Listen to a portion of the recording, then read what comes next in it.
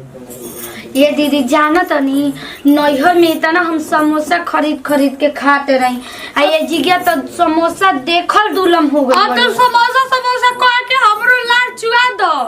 बाप रे बाप हम तो नहीं मनी समोसा खात रही, एक दिन में 5-5 गो समोसा खात रही।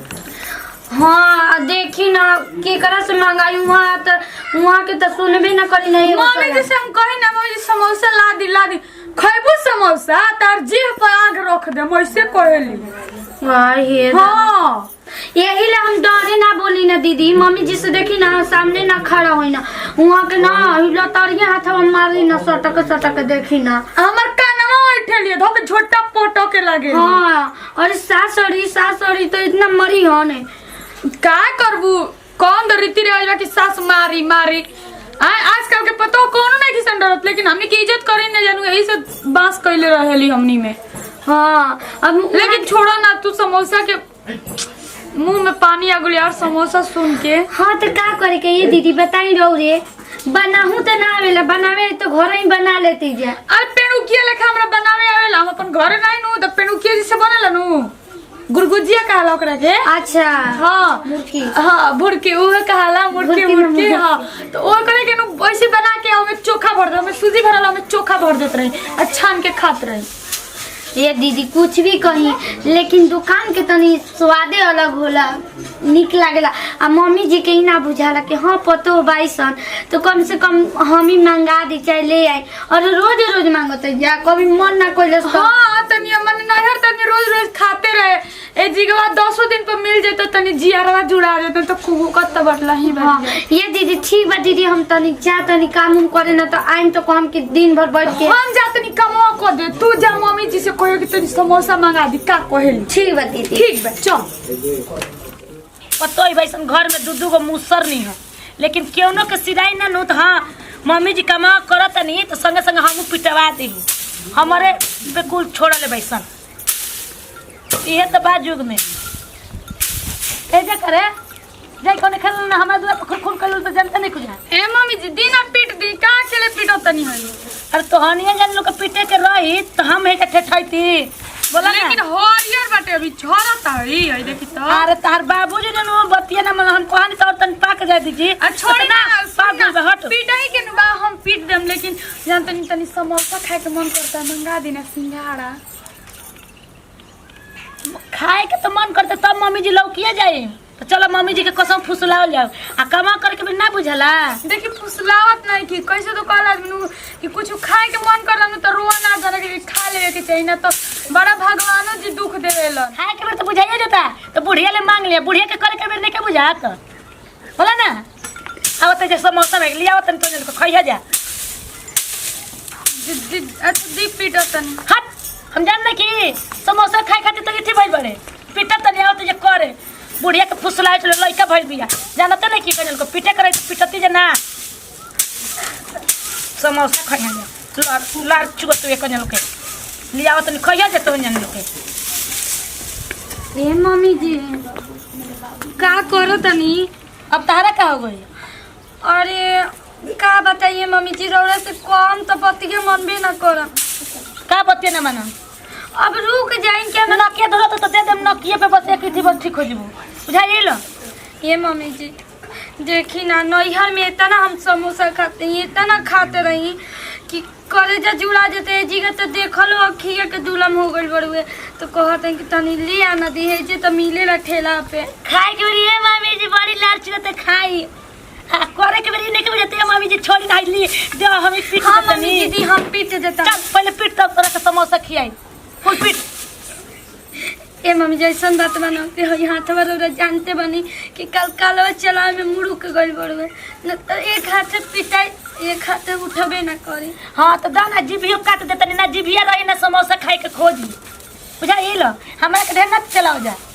ए मम्मी जी काहे से करते दी पीटत पिटा तनी ई चीज को लाज शर्म नहीं के नैहर में समोसा के तो चल जा नैहर बाबू के हम माई के रही बाग मम्मी जी रौरो ना रुक जाए रौरा पीटत का भाई हम यही से कर देता नहीं लेकिन समोसा मंगा दिए हमारे। हाँ कर लेकिन गलत हो गई मम्मी जी हो गई। अरे जांगर तो जन को सिराई तब नु जांगर में तो घून लगल बा बापे के लिए घून लगवा के आई बड़ू जा तो काम का करबू जा ए मम्मी जी अपने मन से सोची, बड़ा बड़ा समोसा, लाल लाल समोसा, चोखा बड़ा और टमाटर के चटनी आ खाए तो कितना चटकदार लगी ना, समझी मम्मी जी। तो बात ठीक है कहते रही, तो हम कहते वैसे नु तो बुझात नु दम पानी चू जाई ओठे पे, दम मन करता अभी हम मिली तो खा लेती दूगो। अब बताई एक कहल गइल बना कि दाल भात रोज रोज मिली तो अच्छा लगी, बदले के पड़ेला ना। तो सुन ना बबुआ ले मंगा ले, रौरा कहीं ना एकदम अभी जैसे नु लात रहनु कि तनी सुरता पे चढ़ जाए तो बुझाला कि जरिए बाटे आ खाली सुगंध आवत समोसा के। समझाई ना दीदी रौरे। मम्मी जी रउआ मत पीटी, हम से खाए। अच्छा सुन पीटे के नहीं खी, कहाँ गइल बड़का बबुआ? के जाने कहाँ गइल बन, उनका से मांगला पे कहलन कि मम्मी से मंगा लो सन, हमरा भी पैसा बाटे। तो सुन सन ज्यादा लार मत चुआओ सन, तो तोरिया बेच के तो नहीं चले के का ना बस ए मम्मी के पैसा दी ना, हम अगल बगल वाली के लड़का से मंगा लेते। बगाल वाली आइहन बुढ़ाऊ नु चुपचाप रह सन, धीरज धर सन, ढेर लार मत चुआओ सन।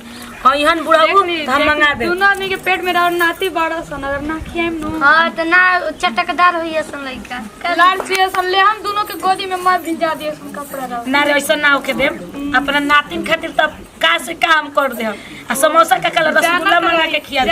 अगर बताई समोसा हम के अच्छा अच्छा खियाएं तबे ना चटकदार खइए सुन, त वो चटकार खोजिए सुन ना तो मीठा कहिए सुन, खाली अंसा जे पूरा पूरी बनाओ का दीदी। ठीक बा जा सुन घर में ठीक आइहन बा मम्मी जी। आइहन बाबू उहाँ काहे तो हम मंगा क्या हो क्या होता? ए जी सरसों तो पिटे तनी जे बैठी अब का एक ने छोड़े ना तू जा, हम पिटे तनी। हां हां जा। का कहता कह मलिक ए जे एगो बात कही, खिसियाम ना न रो खिसियाए लगनी तो बड़ी हमर डर लागे। अरे भाई ना खिसियाई कहू ना नु खिसियाम ना ए जे तनी जाई ना समोसा खाए के मन करते लिया दी। लार चुअता, तो लिया दी। लार चुए लगल। अरे लाल में के कुछ मन करता खाए के का होगल, बूढ़े पुरानी एक आदमी के मन करेला खाए के। आ बेटियों पर तो ही मांगत ऐसन, हमारा ले रौरा ले कहिए सन। अब होलो लार चाहिए हड़िका आई कभी भेटाइल नहीं खे गावे, घरे बना लस। एगो दुकानी पर 5 रुपया के मिली, कोगो किन के आई कि सब खाई, एक थरिया खालू जा। रौरा ले तो कहला के कहला, जब रौरा ले कहम तो कहम घर ही बना लो सन। अरे किन के नहीं खिला सकत। अरे अपन खेत में के आलू बढ़ले बा, मैदा रिफाइन कुल ले आके बना लस। ए जे लिया ना दे बाप किन के हां पतोहियन के कनी मन बोरे करता। बोरे कुछ आँखी देखले बाड़ू, अपन माई के मुंह देखले बाड़ू का? अभी ये हड़ हड़ माई बाजी के मुंह देखले बनी तो रावले मुंह देखनी, सुत के उठनी त रवे ने लोटा के पानी मांगत रहनी। ठीक है तारा के हम ले आईनी सिंघाड़ा आ तू खइलू जनलू। तो ना ले दे बड़े सरसों हमरो से ना पिटइहन जाई। हां तो उहे भइले कुकुर गइले काशी नहइले।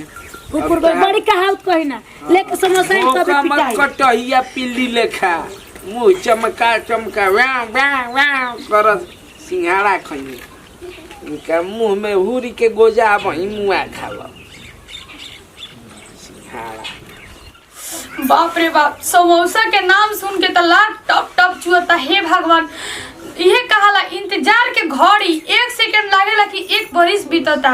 बाप रे बाप, कब मम्मी जी समोसा लेके आई हम। ये दीदी कोनी के समोसा आवत रुए, उहे तो आश्रम में हम बैठल बानी कि कब लेके आइए मम्मी जी, कहतड़ी बड़ा प्यार से कि लेके आवत तनी हम। ये दीदी थोड़ा डांटो तड़। अरे हे का बैठो बस रे, ये मम्मी जी समोसा ला देनी। हां ला देनी, खइया जा दे तन बुढ़ा हमार के हाथ ना बोल के दे, लेकिन उनके जिद पे आज हम समोसा खाइए के रह। अभी घर में जाते हैं पैसा लेके आई। ये मम्मी जी हम लियो के ना खा ले, तो घरे ना लेके आई, घरे लेके आई बुढ़ा के मार खाए खातिर। तो हमने की कैसे खान जा? कैसे खान जा? चुपचाप रह जा, समोसा मत खा जा। हम ओजे जाई के दुकानी पे खाई, कतना खाईम ओकर जतना भी समोसा कुल खा दे। देखिए सब हो जैसे कि दीदी बूढ़ी पगला गई बड़ी अपने समोसा खाई। हम और भी तो ना खा ले। लागत है ई जन्म में समोसा बिना ई जन्म जम रे माई। घर में जा जा, घर में बचिया बुझा मम्मी ली जी में लुकवा के एको गो ले लेम समोसा मुंह बनैले रहे थे समोसा नहीं लेके आओ तनी हम चलो नहीं समोसा खाए जाना मत लाई जा दीदी टेंशन मत ले हम घरे बनावत नहीं है। नमस्कार प्रणाम भैया भोजपुरिया जवान के टोटल टीम बा। ई एगो कॉमेडी वीडियो रहल है। कुछ घर के बहन हो जाली लोग सिंघाड़ा उंगड़ा खाए हम जौन कोई ना करे के चाहिए ले आके दे देवे के चाहिए। रउआ सब कमेंट में बताई कैसन हमनी के वीडियो बा, अगर अच्छा बा कि बुरा बड़ुए। अगर अच्छा बा तो एकरा के जरूर कमेंट करी, या बुरा बा तबो करी। वीडियो के ज़्यादा से ज़्यादा शेयर करी। चैनल रउआ सबके आपन बा भोजपुरिया जवान, ओकरा के सब्सक्राइब करी, बेल आइकन घंटी दबाई। यही के साथ बोलब जय भोजपुरी जय भोजपुरी।